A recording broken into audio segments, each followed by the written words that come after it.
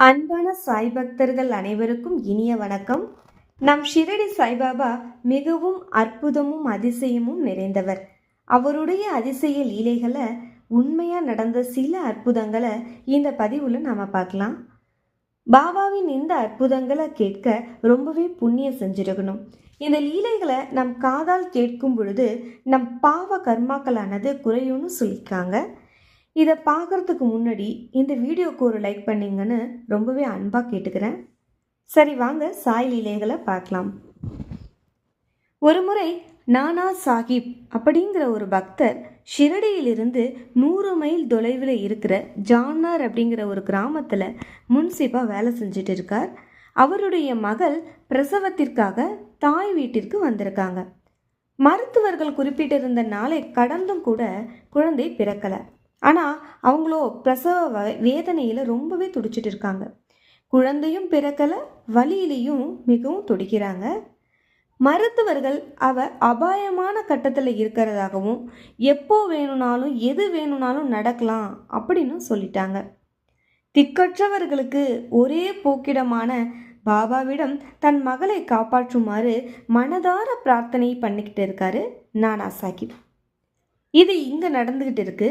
அதே நேரத்தில் ஷிரடியில் பாபா ராம்கீர் புவா அப்படிங்கிற பக்தர்கிட்ட நீ ஜாம்னருக்கு போய் நானா சாஹிப்கிட்ட இந்த உதியையும் ஆரத்தி பாடல் எழுதியிருக்கிற இந்த காகிதத்தையும் கொடுக்குமாறு சொன்னார். ராம்கீர் புவாவும் பாபா சொன்னபடியே செய்ய முடிவெடுத்தார். ஆனால் அவர்கிட்ட வெறும் 2 ரூபாய் மட்டும்தான் இருந்தது. அதை வச்சுக்கிட்டு ஜல்கான் அப்படிங்கிற ஒரு கிராமம் வரைக்கும் மட்டும்தான் போக முடியும். ஆனால் ஜாம்னர் போகணும்னா இன்னும் 30 மைலுக்கு நடந்து தான் போகணும் அப்படிங்கிறது அவருக்கு தெரியும். இருந்தாலும் பரவாயில்லன்னு பாபாவோட சொல்ல தட்டாமல் அவர் அங்கிருந்து கிளம்பினார். பாபா மேலே மிகுந்த நம்பிக்கை கொண்டிருந்த அந்த ராம்கீர் புவா சற்றும் தாமதிக்காம அவர் அங்கிருந்து இரவு ரயிலில் ஜாம்னருக்கு புறப்பட்டிருக்காரு. அதிகாலை 3 மணிக்கு ரயில் ஜல்கான் அடைஞ்சிருக்கு. அவர் அங்கிருந்து எப்படி போவோன்னு தெரியாமல் ரொம்ப தவிச்சிட்டு இருந்திருக்காரு. மற்ற பயணிகள்லாம் வாடகை வண்டியில் அவங்கவுங்க போக வேண்டிய இடத்துக்கு கிளம்புறாங்க. எல்லோரும் அவரவர் ஊருக்கு செல்வதை கண்ட ராம்கீர் புவா தான் 30 மைல்கள் நடந்து செல்ல வேண்டுமே என்று புறப்பட்ட நேரத்தில் ஷீரடியிலிருந்து பாபுகீர் புவான்னு யாராவது வந்திருக்கீங்களா, பாபுகீர் புவான்னு வந்திருக்கீங்களா அப்படின்னு ஒரு வண்டிக்காரர் அந்த பக்கம் வந்து ஒவ்வொருத்தர்கிட்டையா விசாரிச்சுட்டு இருக்காரு. அப்படி அவர் விசாரிச்சுட்டு வந்திருக்கிறத இவர் பார்த்துட்டு இந்த ராம்கீர் புவா வேகமாக ஓடி போய் அவர்கிட்ட தன்னை அறிமுகப்படுத்திக்கிறாரு. அதுக்கு அந்த வண்டிக்காரரு தான் நானா சாஹிப்டேருந்து வந்திருப்பதாகவும் அவர் தான் என்னை அனுப்பிச்சிருக்காரு அப்படின்னு உங்களை அழைச்சிட்டு போக சொல்லி அவர் இந்த வண்டியில் அனுப்பியிருக்காரு அப்படின்னு சொல்லிட்டு சொல்கிறாங்க. சரின்னு ராம்கீர் புவார் வண்டியில் ஏறி போகிறாரு. போகிற வழியில் நானா சாஹிப் கொடுத்த உணவை ராம்கீர் புவா கிட்ட கொடுத்து சாப்பிட்றதுக்கு கொடுக்குறாங்க. சாப்பிட்டு முடித்ததும் கை கழுவுறதுக்காக நீர் கேட்குறாங்க. அப்போது ஜாம்னரோட எல்லையில் இருக்கிற அந்த ஓடையில் கை கழுவுங்க அப்படின்னு சொல்லிட்டு அந்த வண்டிக்காரர் சொல்கிறாரு. ராம்கீர் புவா கீழே இறங்கி கையை கழுவிட்டு திரும்பி பார்க்குறாரு. அங்கே வண்டியும் கிடையாது, வண்டி ஓட்ட அந்த வண்டிக்காரரும் கிடையாது. அங்கே பார்த்தா இது அவருக்கு ஒரு ஆச்சரியமாக இருந்தது. தன் ஜாம்னரோட எல்லைக்கு வந்ததை உணர்ந்த அவர் மிகவும் ரொம்ப வேகமான ஓட்டம் நடையுமா நானா சாஹிப் வீட்டுக்கு வராரு. வீட்டுக்கு வந்ததும் நானா சாஹிப் பார்த்து பாபா கொடுத்த அந்த உதியையும் கையோடு எடுத்து வந்திருந்த அந்த ஆரத்தி பாடலையும் படிக்க சொல்கிறாரு. நிலை குலைந்து போயிருந்த நானா சாஹிப் பாபாவே ஒருத்தர்கிட்ட உதியையும் ஆரத்தி பாடலையும் கொடுத்து விட்டாரு அப்படிங்கிற அந்த செய்தியை கேட்டனும் ரொம்ப சந்தோஷத்தில் கண்ணீரே விட்டுருக்காரு. பிறகு வேக வேகமாக அந்த உதியை எடுத்து அவரோட பெண் நெத்தியிலே இட்ட பிறகு இருவருமா சேர்ந்து அந்த ஆரத்தி பாடலை பாட ஆரம்பிச்சிருக்காங்க.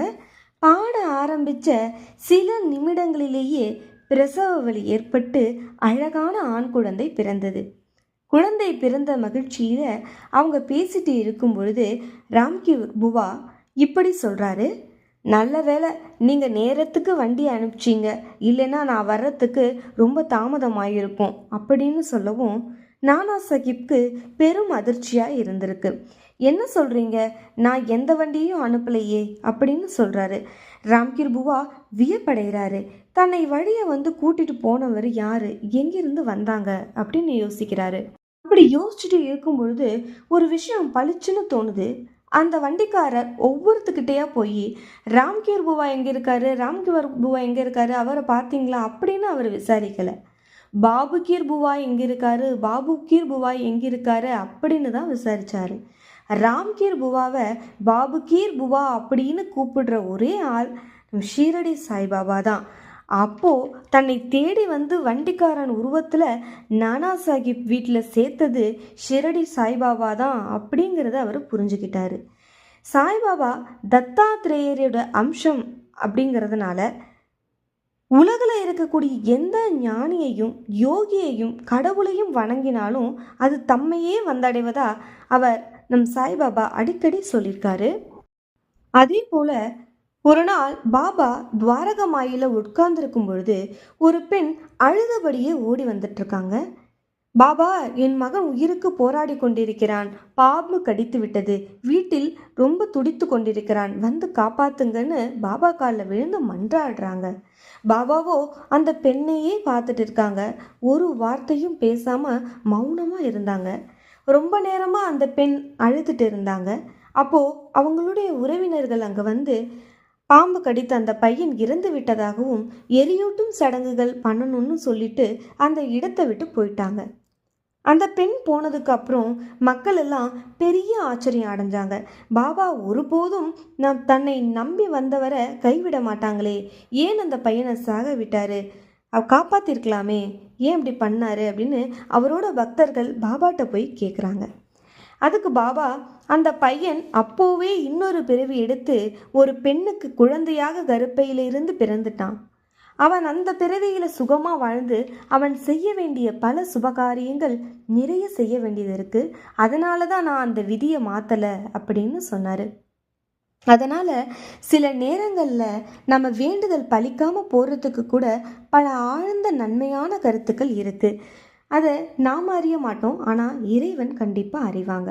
ஸோ அடுத்த பதிவில் வந்து பாபாவோட மற்ற அற்புதங்களையும் நம்ம பார்க்கலாம். இதுவரைக்கும் அமைதியாக பொறுமையாக பாபாவோட இந்த லீலைகளை கேட்டிருந்த அனைவருக்கும் மிகுந்த நன்றி. ஓம் சாய்ராம்.